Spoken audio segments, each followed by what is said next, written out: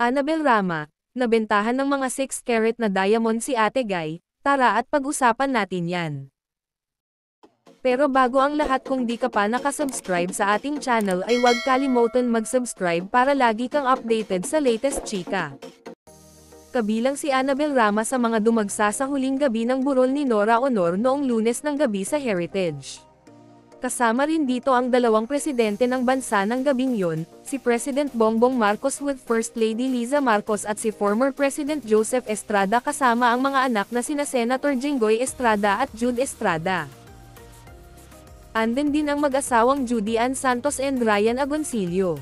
At si Tirso Cruz III and his wife Lynn. Pero si Tita Annabel ang nakachika namin na isang Noranyan.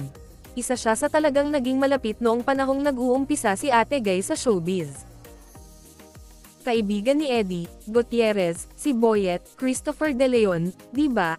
So madali ko siyang nakontak kasi ibinigay sa akin ni Eddie ang number niya, kay Boyet daw galing.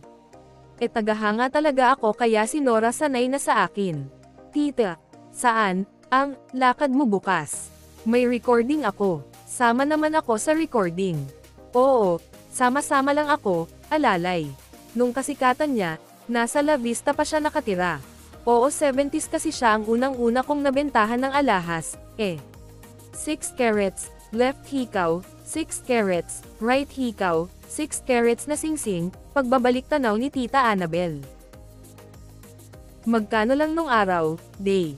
18 carat, 120k lang. Ganon kamura dati. Ako nakauna sa kanya. Investment, alam mo, nas-anay na ako, nung araw ahente ako ng mil a day. Una kong nabentahan, si Nora Honor, dagdag pa niyang kwento sa amin. Marami ba siyang nabiling alahas sa iyo, tita? Yun lang yun, first and the last. Tama na, period na, nagpipigil na pagkukwento ng mami nila Rufa. Pero di pa rin natapos, bakit daw siya ang gusto ko? Kasi masa siya, masa ako. Kay Pacquiao ganon din ako. Sa mga masa ako, kay digong former President Rodrigo Duterte ganon din ako. Mayayaman sila pero ang mukhang masa diba? Bago umalis sa burol ay sinilip ni Tita Annabel si Ate Guy sa casket at umalis na ito. Sa pamamaalam ni Ate Guy sa lupa, ang dami niya naiwang alaala dahil naging mabait siya sa fans.